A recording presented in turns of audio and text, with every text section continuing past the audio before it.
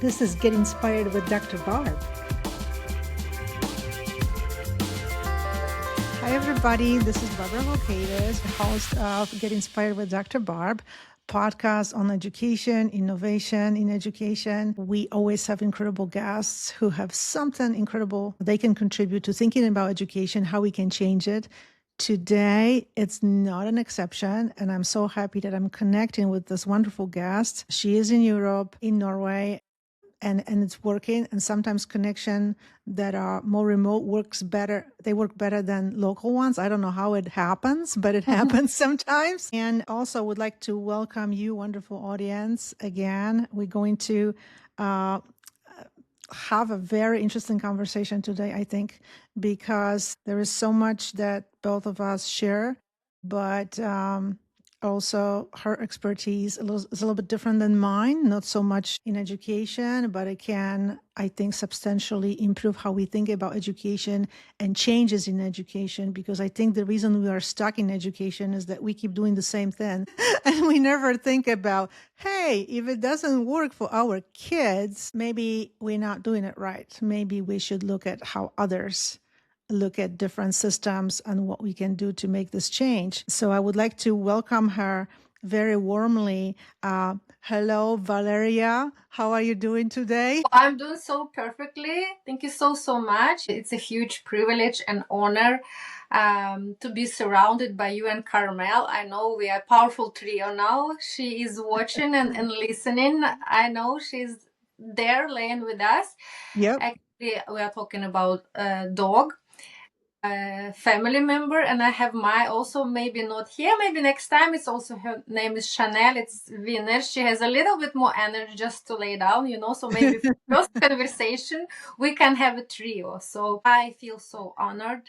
I'm genuinely grateful for inviting me, because I also do believe united we are stronger. We have to complete each other, not to compete, and to raise even more awareness about neurodiversity and make a really tremendously important impact both for us and for our future generations, which actually Generation Z are, they say every seventh is neurodivergent, but it's scaling so much. I think very soon it will be every fifth kid or teenager, and just who are identified. Can you imagine how many kids all over the world in this country, like Africa, India, China, they have never ever access even to pay visit to doctors. So how can they be identified? How they can actually get these services and access to better life, right? So I'm so thankful again for having this opportunity. But and we have already chatted, like, I don't know, half an hour at least, but I feel like, so warmly welcome that we know each for age, and it's just the beginning of our powerful journey. Exactly. Thank you so much, Valeriya. And I would like to mention to our wonderful audience, Valeriya Hjertenaes. So again, Valeriya is connecting from Norway, but I need to speak about Valeriya, about her background a little bit to our audience and achievements. And it's really mind blowing. So Valeriya, you also have PhD. It's just in a little bit different expertise than mine. So it's neurodiversity and you see, I'm trying to pronounce sustainability word always gave me a little problem for some reason. But also working at the intersection of human performance, social sustainability, and leadership in complex system. And we will talk a little bit about the social sustainability that actually has a lot to do also with education. And I have some thoughts about it already, but we will learn a little bit more from you. And you are a neurodivergent leader and with lived experience, because you yourself are a neurodivergent person, right? And therefore you approach leadership through the lens of cognitive diversity, precision, structural resilience. And also Valeriya's work repositions neurodiversity as a performance architecture, not an inclusion topic. I'm sure some of our audience will be like, what does that mean, right? It sounds really cool. Strengthening decision intelligence, ethical rigor, and sustainable value creation. I just love these terms, and I'm sure every term can be unpacked and what that actually means, right, in practicality. And Valeriya is a founder of 5E Enablers method, a circular sustainable leadership architecture framework. Wow. And this is rooted in five strategic enablers: empathize, evolve, evaluate, enhance, empower. That's amazing. And I'm sure we'll have questions about that. The framework equips boards and executive team to translate human complexity into measurable decision intelligence, resilience, and long-term performance. Resilience. Don't we all need to learn that? I'm still learning my resilience.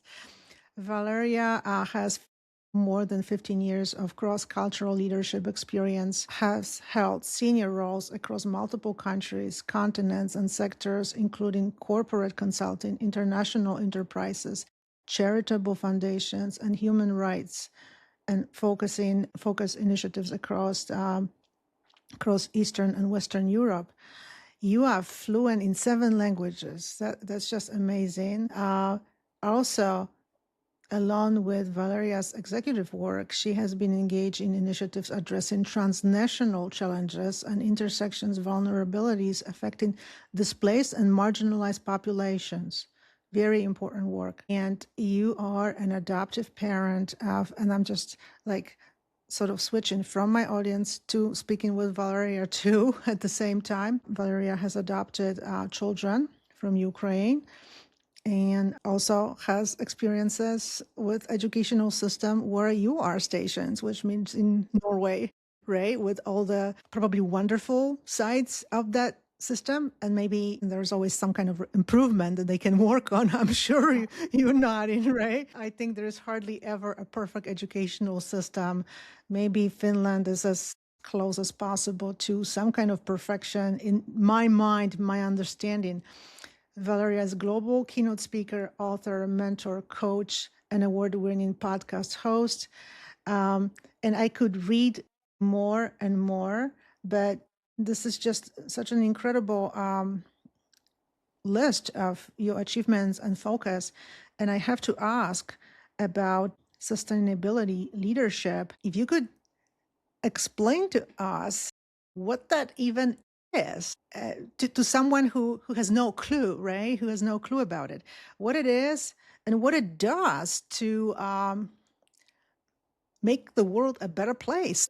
Amazing. First of all, I am so impressed by everything you could mention. Is it even possible to package in one person? Is it even possible that it's I me don't know, but it so is. much? Oh my God, maybe it was the genie from the lamp who could write my bio. Yes, because you will be experienced. It's my vice president. She's always here. It's genie from the lamp. And when you will be on my show, you will be experience a little interaction. I love that. So, yeah, thank you so much. You're Incredible welcome. bio. Let's put it really now from all these accolade accomplishments and complex bio to very simple world. Yes, sustainability. For me, when I pursued the second mastery, yes, it was knowledge management. Believe me or not, ironically enough, I could hear this term first. It was in Wisconsin Green Bay University because it was the first knowledge management faculty, and they started operating with the word sustainability. It was maybe 7 years ago. I had no idea what it was actually, and then I discovered in Europe, especially in Scandinavia, now it's too much, it's overkill. So everything just talking is about sustainability. Everything should be sustainable, but what it is actually. For me, sustainability, it's very simple. It is a responsibility to take conscious choices in every single decision you are doing today, how it can help and improve our living in togetherness as a global community. I mean, like in basic daily life and actually for our future. It's long-term concern. It means what we are producing, consuming, I don't know, how we nurture ourselves, our body, our souls, everything, how we can co-create in togetherness, that we are not taking more for our generations, that next generation can get lack into that. So sustainability for me, it's long-term responsible approach in everything what you're doing, because I started actually when I won Mrs. World Congeniality diving more in sustainable fashion. I was like, oh, sustainable fashion, okay, it's also like, oh, no, it's actually anti-fast fashion. I had no idea that sustainability in fashion, it's a huge topic. We have to educate more our kids, because now Yeah. social media like TikToks or Instagram, all these platforms, they encourage for teenagers to buy new looks almost every single day, to put new looks, new Hmm. stuff, Yep. which actually, like one t-shirt can cost like $3. And then, it's not a big deal. It's not a big money that you can always, every single day, put on your new clothes. What are you doing with those clothes afterwards? It's land. It's called dead fields of land in Yeah. Bangladesh, India, China. It's tons and tons of these clothes which has never ever been used, because can you imagine, like Zara, for example, or Mango or H&M, they are producing per year 32 new collections. 32. That's why it's always sale, actually. That's why, it's like 50% of that never ever be sold. And where they end up? They just, it's like bare field graves. And I didn't I know that. To be honest with you, I'm sorry, but I didn't know that. No, it is called fast fashion. It's like fast food. It's so bad. How do I know that? Mm. Because when I all of a sudden became model and the holder of this title, right? So I was approached to give interview about different designers. I was presenting, and I'm kind of nerdy girl, so I was like, Yeah. okay, what's sustainable fashion? Why I should work and collaborate with this person? And first time when I started reading about fast fashion and how it damage our planet, and I believe that we are talking about sustainability. Usually people still reflect about environmental thing. 80% of population, if they heard this term, they immediately refer about environmental pollution, CO2, and this is very right, of course. This is the Hmm. one part of sustainability, it's environmental part. And if we are talking about this part, can you imagine? I believe, like, pollution, we believe it's flying by planes, it's transportation, it's Yeah. after gas and oil refinery, and this domain, number two most harmful for environmental sustainability, it's textile production, it's fast fashion production. You can go and Google, make research with Stanford. I It's didn't know that, Valeria. Barbara, it's fashion. It's still a lot of crime, it's child labor. Yeah. How That. many Yeah. fabrics kill those kids, and how Mhm. many pollution because of not just producing the type textile, but dyeing, coloring textile. Yeah. And how much of this textile, really, now you can Google just tons and tons of the land bearing fields in these countries. When I discovered that, I was traumatized and depressed so many days, and that's why I immediately start like caring, sharing the responsibility, which is system with my kids. They're now turned 17 this year, and this, of course, they're on TikTok, but I'm trying to reduce that. Yeah. And they're two girls, and they're like, one of them, she's engaged into fashion. And when I showed her, said, Nicole, look, just Google a little bit fast fashion versus sustainable fashion, and kids labor, and this dead landfills of clothes. Now, you know what? After that, she's like, oh my God, we are doing upcycling, recycling. We do a lot of small stuff. That's why when I'm hosting my podcast, I actually almost never like really change my clothes, because I really advocate that you can and you should wear clothes so many times. They should be functional. You cannot just buy and throw. No, it's not allowed. It's very bad. I So love this, Valeria. If I can just interject super quickly, because, yeah, I hear about TikTok and that too. And I remember my child started talking to me a little bit about the overconsumption, right? And constantly buying new clothes, and what's wrong with the clothes you already have. And there is probably teenagers have 20 t-shirts they wore maybe once, and they just keep buying new stuff. Where do we go with that? Nowhere. nowhere. And I was so happy. I think 3 weeks ago, I am following one very passionate advocate for this movement anti-fast fashion, and he finally reported that now, at least in Europe, in some country, they banned to bury these clothes and to burn these clothes. Actually, instead of producing less, they were like, really, can you imagine, produce so many collections all the time and just bury them, or just burn them, which is also how much pollution of this plastic and dye and stuff. So again, if we go back Not to your good. sustainability, it's responsibility, it's conscious choice to live to because what you are doing every single day as a parent, as a leader, because we are all leaders of our life, right? And we Yeah. are inspire people we are interact with, or it's family, or it's our close friends, or it's a lot of employees. It doesn't matter actually in quantity, but we are inspired by not our words, our action. And if you would like our kids should be responsible for their actions, they should watch us. They should not just listen to what we are talking, but if we are doing opposite, it doesn't work like that, right? Yeah, Educational definitely right. system, by you be role model, you should showcase the Mhm. behavior, because if you're talking one thing, preaching, but you're doing another stuff, what kids is copying? Barbara, right? They will So learn not what you teach, but what you show, right? Exactly. exactly, that's why I'm teaching them, trying like a kid to be sustainable. It's actually to be caring, to be responsible for all your choices, Mhm. because you can make impact every single day, even by choosing what you're eating and even by choosing what you're wearing, right?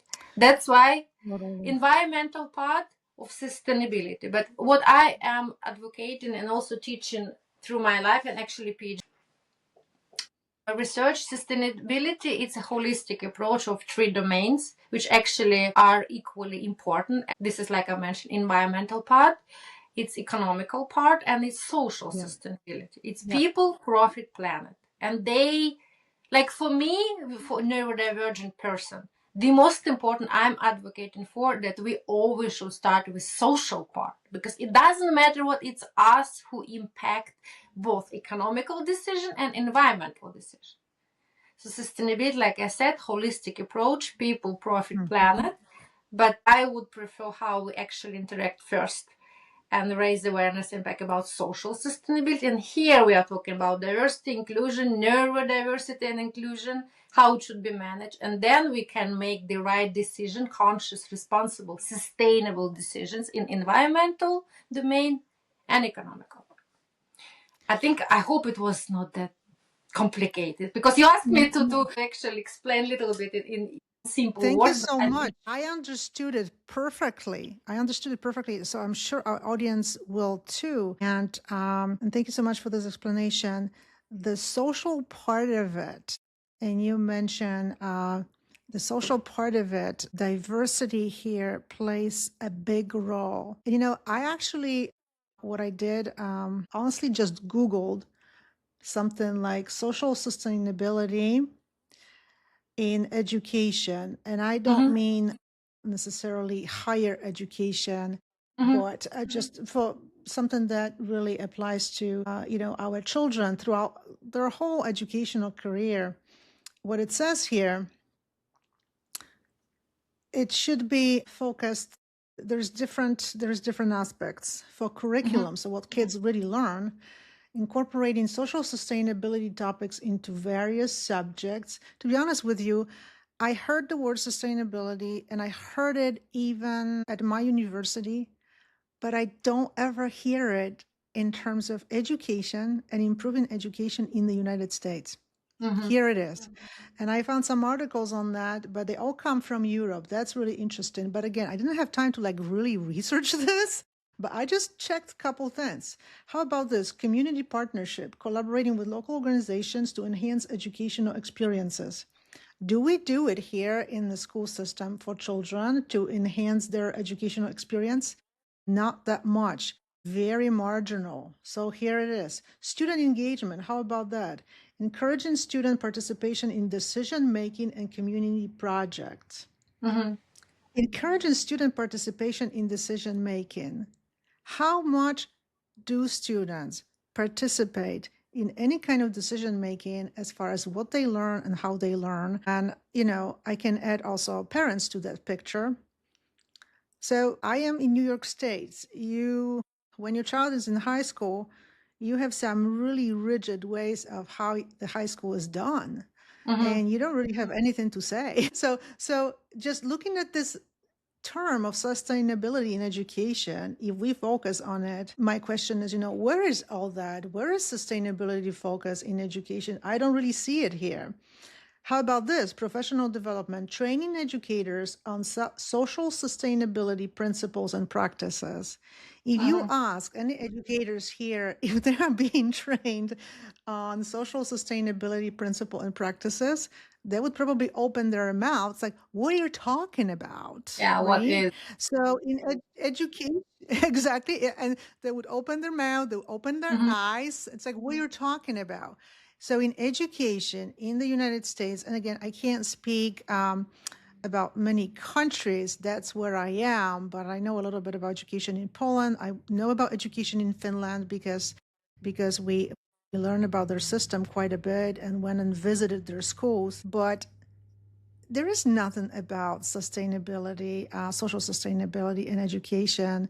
And there is nothing about it if it comes to any kind of conversations about changes in policies and reforming, improving education. And I don't know what you think about it and what your experiences are in terms of Norwegian education. I open like a big, big topic now. Yes, it is a big topic, but it's so important that we open it and we start eating, like, this. How can you eat big elephant just by teaspoon, right? That because, like you said, basically that, okay, because it's so huge and people even don't understand. Yeah, Maybe sustainability is very cool word, but maybe, like, it sounds so profound, but actually when I break down it so easily, it's actually just responsibility of your choices, right? So everybody can uh, choose a little bit by caring. And even in educational system, everything starts with a radical, like, curiosity and empathizing. Because if you have we have these systems, right? One of the biggest obstacles in educational system, in working system, is like misinterpretation. We still, people always act from two faults, like, fear or kind of love. What is unknown always scary. We are fear, actually, even to start touching a little bit something we don't know. We are so scared because we would like to stay in yeah, our shell and, like, okay, this is not my problem until it's not my problem, right? But now more and more we are interacting with neurodivergent people. Like I said, it's one of the sevens, but now I think it's much more, and it's scaling every single day. And let's maybe break down what is actually neurodiversity, because what if people just push the button, can listen the very first time, because not many people even know this trait. And for me, I'm trying always exactly. to explain very easy. Even my kids know now what is neurodiversity, because they ask, Mom, can you come and teach about your neurodiversity stuff at our school? It's actually biodiversity of brains. It's so easy. We have different fingertips. That's, we are so unique. We have different, DNA, and everybody is embracing it. That's why we thrive together, we survive, we try like a system, biodiversity system. It's diversity of brains, of our cognitive functions, that just every single brain is so unique, and it's allowed to be, it's just wired differently, it just process this world information differently. That's it. It's not something really to be scared of.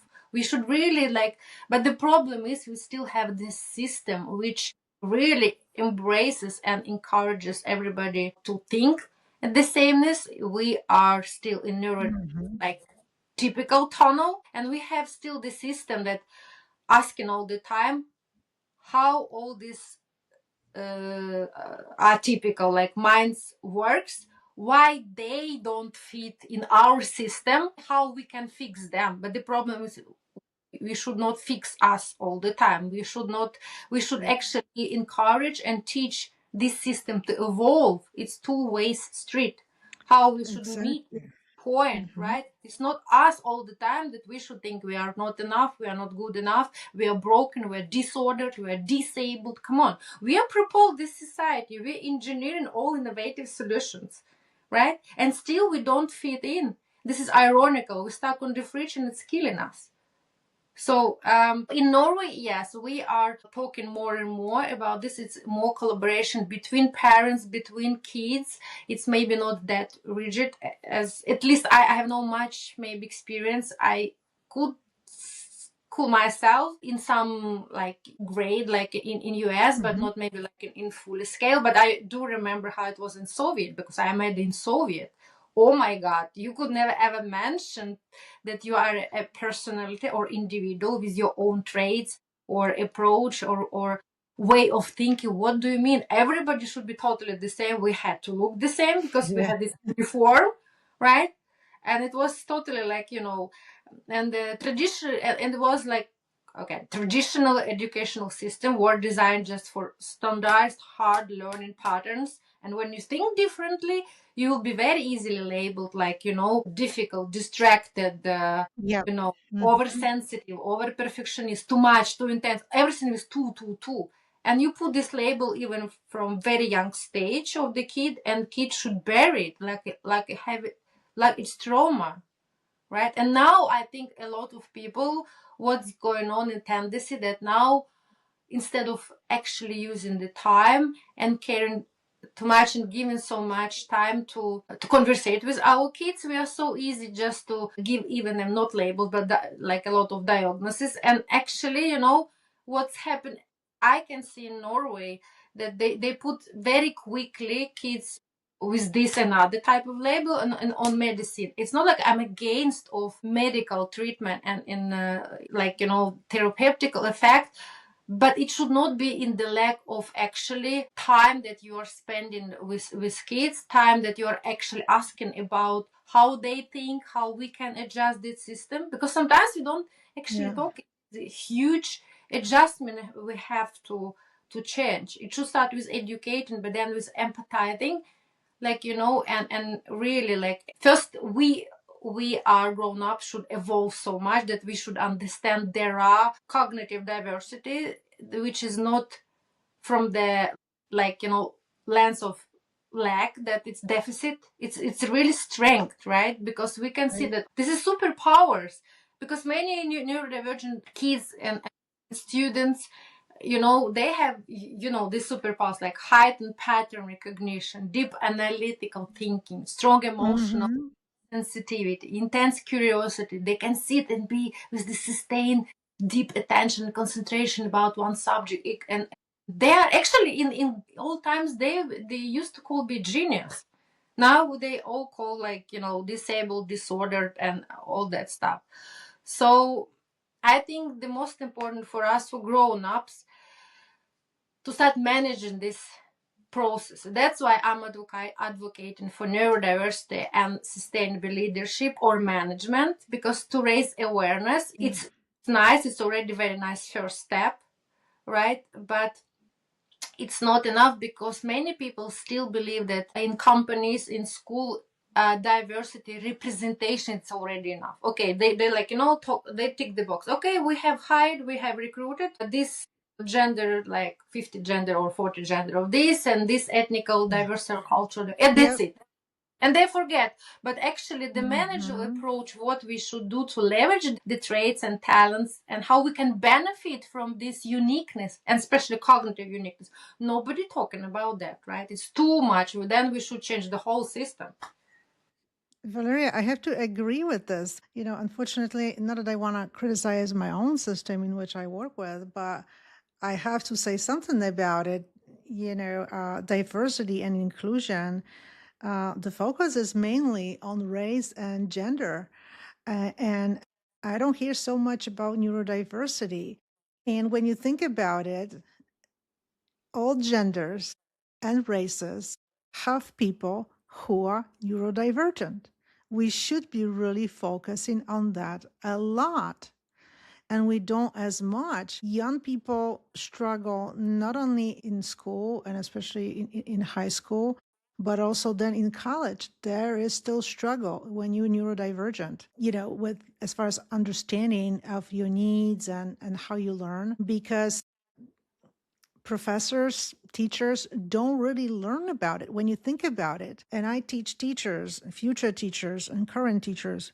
Teachers normally do not learn about neurodiversity.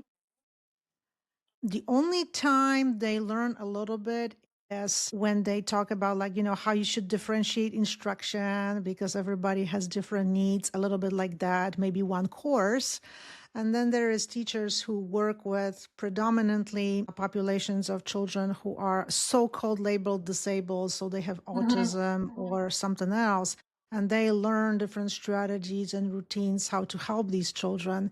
But we still, with the growing population of neurodivergent children, and you said it yourself too, teachers should learn about this in their teacher preparation courses, no matter what kind of teacher they study to be, whether they are going to be social studies teacher, science teacher, or they will be only high school English teacher. They all should study about this, and they don't. And then they think, some of them think that it's not my job to teach your neurodivergent kid. Here is another teacher, and let them handle this teaching. I'm just here lecturing in my English classroom, and it's not really my problem. I dealt with this issue, and because of that, I can see that there is a lot of other situation like that. I'm not the only one. When I just wonder, when you coach, when you have any kind of presentation about neurodiversity, what kind of questions do you have? Do you get from people? Do you remember anything that is particularly interesting, or what is it that people get wrong about neurodivergent population? What it is that they are curious about? Do you get any interesting questions or ideas from your participants or audience? Absolutely. Beautiful question, because I think also, yes, to be academically theoretically one thing, but how we can actually implement in our real life. And Yeah. just yesterday I was sitting I'm night out to 2 in the morning, and I made new presentation, corporate presentation, about neurodiversity leadership and how we can really turn these cognitive talents and superpowers and performance assets, right? And then, yes, when I do coaching one-on-one, it's very different from actually when you're teaching corporate or these classes, because then I'm always starting not from big ideas, how you can actually go outside and do a lot of stuff for other people's. And because actually management and leadership, for me, it's two different domains. Management, it's actually more active, it's what you are already doing, it's organizing process, it's managerial approach with other people. But leadership, actually, it's stewardship, and leadership is visibility and responsibility, what first of all you are doing with yourself. Because people actually, and it doesn't matter how many people in your crew, but they will be always watching you, they will be reflecting, they will be scanning even your energy. We don't talk about this, we don't have that much time, but also leadership, it's about now more and more about conscious leadership. And conscious leader, they understand they should start with deep awareness and conscious how they are as leaders themselves, and they should start from self-empowerment leadership. And they should really evolve. And when I'm start like asking them but about their questions, how do you feel, what is about your childhood, do you think your childhood DNA actually cause any trauma, that how you lead yourself today and then you impact in other people, how actually you are investing in your learning, in processing the feedback from your employees. That actually many leaders, like, now we are not talking now about myself, we are talking about my company and how I should do that and that, improve economical numbers, because everybody, like, straightforward would like to, of course, impact their numbers. I said, no, no, no, but before we go on that, like, step by step, we should always start from ourselves. That's why let's talk first about you. And then many people, like, especially maybe from a little bit other cultures or generations, they're like, now all of a sudden they're like fight or flight, they freeze, like they actually never thought that they should start really deep from themselves and talk about actually how they can teach, evolve, and go through this personal growth, process. Because every single time, especially when you're in interaction with neurodivergent individuals, demographics, they have no idea how much these kids, even since they were small, maybe already was hurt because of the society, how many times they had to mask, right? Mm-hmm. Hide that they were different, how much traumatized they have been experienced already, because unfortunately many neurodivergent individuals, they are misunderstood probably whole life. It's still Yeah. taboo. Stigma, discrimination, prejudice, everything that leads even me so many years to masking, hiding, because otherwise Yeah. you're afraid actually to show your real personality. And everything, like I said, social sustainability, it's based on how we interact with each other. And I'm trying very first to educate themselves, but before you actually can make really changeable impact on anybody else, you should really be aware about how you can manage and engineer and design your biggest startup. It's your life, and you are CEO of your life every single day, and you are taking how many executive decisions per day for yourself, right? Because Yeah. if you don't know how you actually impact, especially neurodivergent people, right? So, and they have these multi talents, the rainbows of talents, they can be so loyal. And when they feel not scared, but you're so empathetic, and you give them space to thrive, to learn, to try, even to, I don't use the word fail forward, but to try forward, because they're so afraid to Yeah. make mistakes, Mm-hmm. right? Mm-hmm.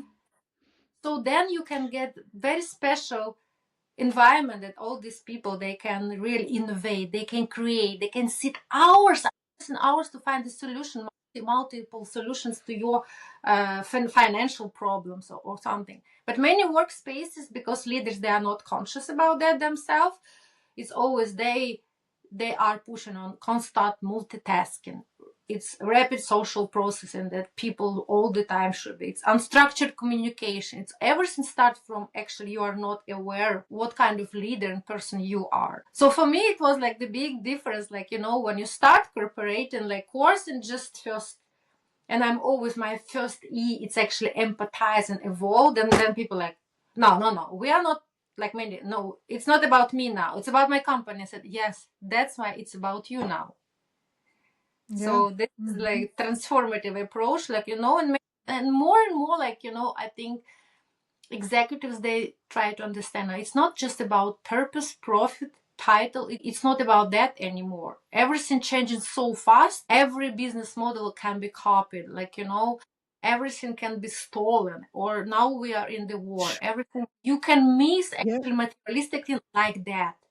But leadership, real one, stewardship. It's visibility, and actually it starts from yourself. I love that. And I am immediately applying this in a very explicit way. And tell me if my application sounds good to you, to educational system. And I'm either thinking like, there's a school, there is each school has principal, right? I don't know, in Norway, do they call headmasters or principals, the school leaders? Rector, I don't know, it's Norwegian word Oh, here rector. you It's go. actually, Another. So I'm learning something new today. Rector. That sounds mhm. like all of this is so interesting. Rector will be someone who would It's be like who would dean. have like really important role. Yeah, yeah, yeah. Like in Poland, we had rectors at the Yeah, in university. They Ukraine we had have nothing to rectors as do. well. Yeah, So rector. look at so this is really interesting. Right? I know in England they have headmasters. Here we have principals. So I'm thinking because I hear you saying there's two powerful things. Evolving. We need to Mhm. evolve, and leaders have to be really aware of this. And leaders' awareness of their own evolving and their own awareness of what am I doing here? What's going on here? And do children here in this place, do all of them, because you're responsible for every child in the school, do all of them feel like they belong or not?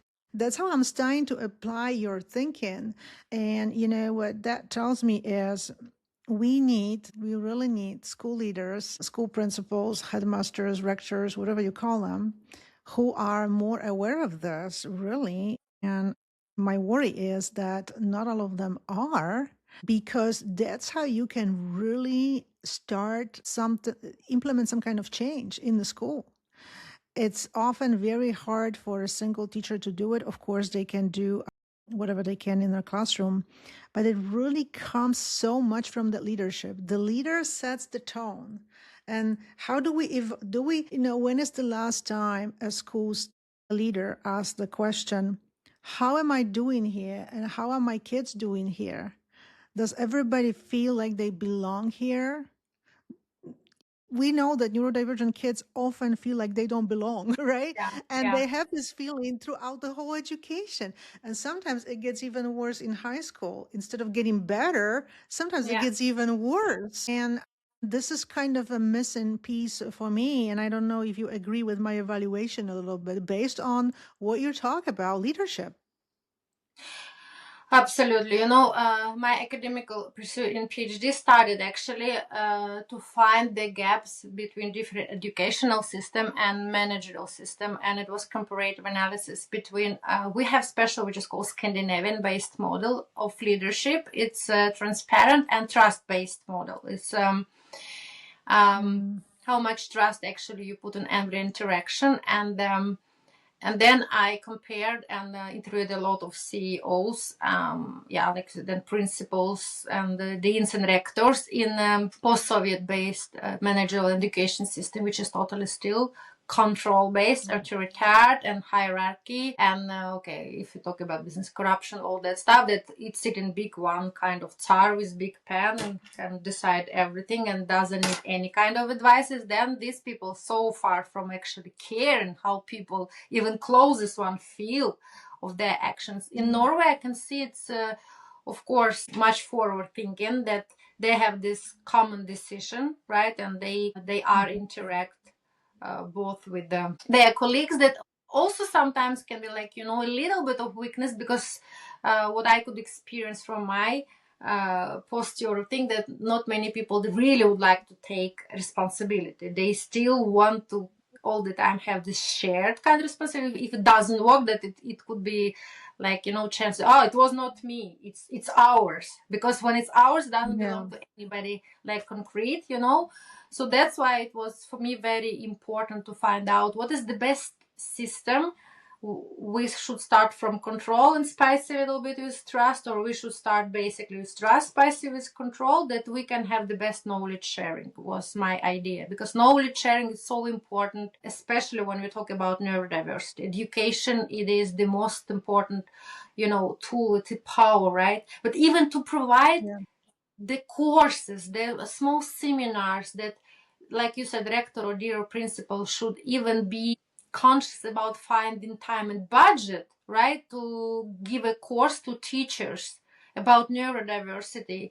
It should start Yeah. from him or her, that he should be like, Mhm. because what I can understand, that if it's all of a sudden a really personal story, like then if this um, person has a son or maybe daughter or grandchildren, Mhm. they are Yeah. autistic, or they found out like lately they be diagnosed themselves, that all of a sudden, oh wow, personal story, it can be really like, really flame to do something with that. But mostly, like, unfortunately, it's still a lot of system, like, actually it's not my case, it's too complicated. I want to hire for cultural fit, not for cultural, actually, additional Mhm. skills, and then it's blind way, because we are facing complex global challenges now, and then we need all kind of cognitive thinking to solve them, right? And we have to educate that actually we need people, and sometimes this system, actually school system or work environments, that doesn't need large systemic changes. No, it's small adjustments, like, really can create powerful outcomes. Like example, in education, it can be flexible learning approaches, teaching. We should Mhm. teach emotional regulation skills. Who does that now? No, I never. Like encouraging curiosity instead of conformity, recognizing different cognitive styles, for example. But again and again, I'm coming to start providing all this even awareness about this.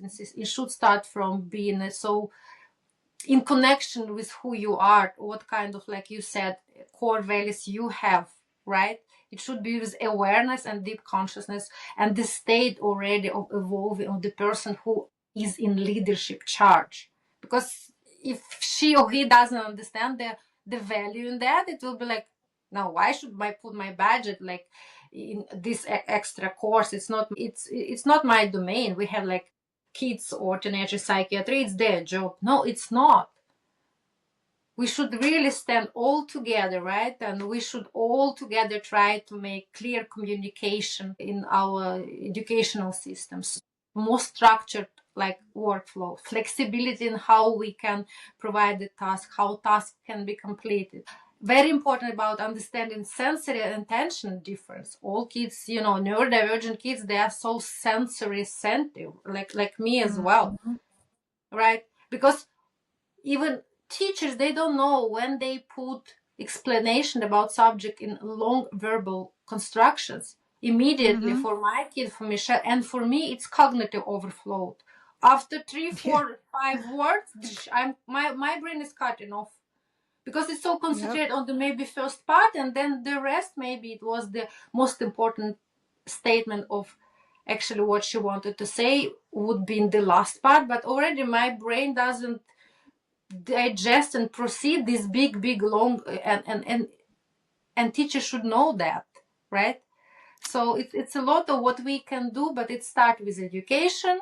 But education should start with awareness that people, as grown-ups, we should be more and more responsible for establishing this arena where we can share this knowledge, how we can help each other. I totally agree. Again, it starts with the leadership. You mentioned cases when leaders might have their own neurodivergent children. So they will have this awareness immediately. That's obvious. And I actually had this kind of experience. One of the schools my child attending, it's a vocational type of school, and they were behind as far as teachers teaching neurodivergent population. But I turned to the leaders, and it turns out the leader, the principal, has her own child, neurodivergent, autistic, and she was so receptive and even asking me if I have any suggestions or any ideas for professional development for them. Can I connect her with someone who can, because I work at the university, who can provide professional development for them? That's the kind of attitude. And we can do more about about somehow helping grow this awareness for those who don't have these kids. They don't have these kids who are neurodivergent, but that doesn't mean that they don't have the responsibility. They do. And we need to do something with just making them aware of this awareness. And like you said, often there is not as much that's needed. You don't have to revolutionize everything, how things happen in the school. Often, maybe not as much as needed when you are aware of what's going on, when you are aware how your students, including those neurodivergent children, how they function or don't. I mean, the numbers are still horrible. Over about 80% of these children, when they are adults, they don't work. They don't work. And also they have higher levels of higher probability as far as suicidal attempts and things like that. And these numbers are not, as this is for United States, I don't know how those numbers, what they look like elsewhere, but these numbers are not changing. So that means that there is something horrible happening in the society and also in our educational system. And we just don't evolve based on the awareness of these numbers. And probably some don't even know that. They don't know the numbers. I mean, if you as a school leader think that, oh, we have systems in place that help these children, but do you really help them, right? The question also should be, how do they feel about the help you give them? Do they feel like it works? So there's got to be some changes that should really happen. If you had magic wand and imagine that you could do whatever possible, what is one thing you could change in the world or in educational system, any system, that you think would immediately help neurodivergent population, children and adults, be more accepted and just helped and become really just seen as a valuable, addition to this, not addition to the society, but a valuable population to the society, to the workforce, to school? What would you change if you could immediately? You know what? Thank you very much, first of all, for beautiful reflections and this very nice question, which is You're also welcome. huge. It's huge, and it's not that simple. Like, one of my guest professor with a lot of accolades from Dubai said, "Life is easy but not simple. No, life is simple but not easy." So actually, it's the same. I love it. The question is simple but not easy at all.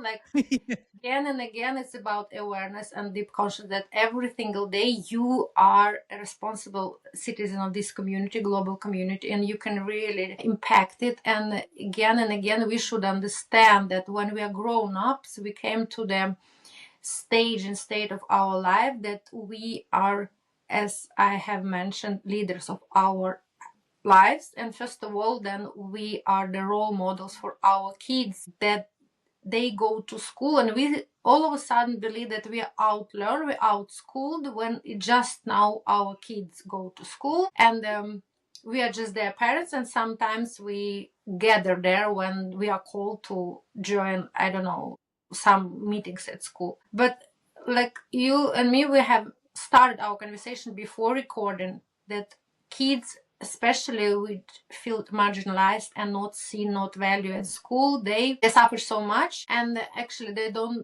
at this age, they don't know how to go against the system, what they can do actually for themselves, where they can get help. They should go to their teachers and they should go to their parents, right? And I do believe still that 90% of patterns kids learning from their parents, and they go with these traditions and norms and the way how you should treat other people back to school. So I think it should be more and more interactive platforms and arena where we can cross fertilize our actually knowledge at school system.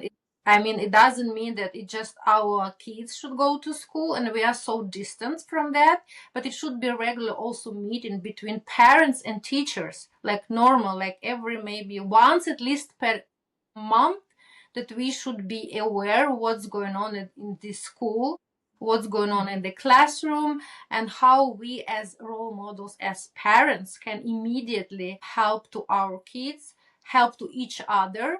Because in this class, that's for sure a couple of kids neurodivergent, and maybe couple or even more grown-ups and parents which is neurodivergent, and we can sit based on our lived experience, share the information, like you said, from the experts, from the first row, right? How we can help each other, because it's our common responsibility, not like we are grown up think, this is school system, it's not my case, it's not, as long as not about my kid and about me, it's not like my concern. No, it's not like that, because you still should teach your kid that she or he is part of this community and society, and she and he interacting and impacting every single day to this neurodivergent kid. And like you said, numbers, I could just touch a little bit. Like in the Scandinavia, can you imagine 80% of people with autism grown-ups, they're unemployed. 300% more depression, 400% more suicidal. And it starts very much from school, because they are so used to it. Nobody cares about them. Not my parents, because they're too busy, not my teachers, because they're too busy of being busy, and of course not parents of my friends. But I'm always asking and teaching my kids, please, if you feel, if you understand that somebody has a little struggle, like it doesn't cost anything for you to invest 1 minute to come and say, how are you, and listen. We have 2 ears, 1 mouth. It's special how God created us, that we should listen more, and we should listen more our kids. But for that we have to stop, pause, reflect, not react, respond, and create these opportunities where we can listen to each other and learn from each other in togetherness. not like in separate puzzles. Okay, this is now just school system. I'm grown up. I have no connection. This is that. No, we have like in old time it was tribes. It was tribes around the fireplace, and all people were interacting together, right? Like all generations, I mean, all ages, all genders, and they could participate and listen and learn from each other. We are we are too much separated now. We have so much bridges in our communities, barriers. We have to build more, no, not bridges, walls, I mean, and barriers. We have to build back more bridges. Yeah, this is my answer. I hope you like it. Was not that easy, maybe, I but it's love not it. easy. No, it's not easy. I love it. And towards the end, when you mentioned the bridges, um, that connect disconnections, right? There are disconnections in the systems and in educational system too. And the problem is that nobody thinks about, well, how do we connect it? How do we make a bridge, right? How do we make a Yeah. bridge? And if we thought about it more and made simple improvements in order to build those bridges, things would be better for these neurodivergent children. And that's what we need to, I think, work on. We need to work on making the systems a little bit flexible and not feel like, oh, this is just a system. That's how we're doing things here. And that's Yeah. how it's going to be. Who says that that's how it's going to be? Look at the statistics, look at the numbers. It's your responsibility to influence them in a more positive way and to make sure that your neurodivergent community in the school, in this place, is doing better. How do you find out how they're doing? If you just stick with the old system and don't try to build new bridges that will help these children. And you also mentioned connection, simple connection, asking how you doing, right? How you doing here in the school? I mean, how often do principals and masters ask this question to neurodivergent populations, to children? You know what I mean? When you think about it, again, I have all kinds of experiences, more positive and more negative, but definitely we have some work that we all can do here. And I really appreciate this conversation because I've learned a lot really about sustainability and not only, and your experiences too. And it looks to me like we can bring some expertise from these other areas, such as sustainability and especially social aspect of it, to think about education differently, right? And again, if things are not working, maybe there is other ways we should be changing things, not changing them in the old ways like we've been doing for decades now. Really, that's how it is. Valeriya, if you could let our audience know about maybe some special projects that you are involved in and also where our audience can see your activity on social media, that would be great.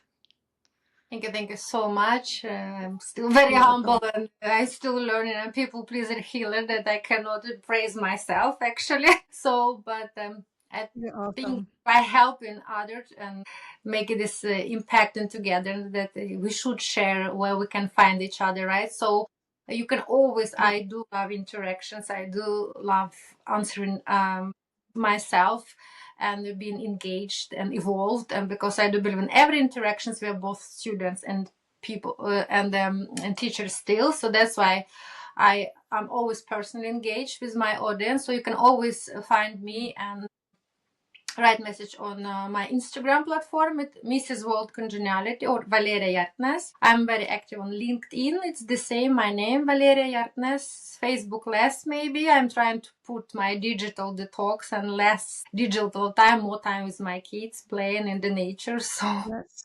yes, Yeah. I cut platforms, but then I'm very consistent on special platforms. And then my bio site, Valeria Impact Global, I'm building that now more and more. I'm involved in making some courses and cross fertilization courses with other experts, exactly how we can help each other. And I hope we can, you and me, but we can do something also in togetherness. Thank you so much. So soon will be my call after project book Permission to Flourish is out in it will be 2nd of June, so I will be announcing more about that. There you can find more about my personal story with OCD and being in mental institution for Yeah. 4 weeks starting my podcast, which is called Pijcast, because I start my pajama. Yes, I'm always boldly honestly about that. It's true. I'm advocating for a lot of Love things it. that can help you.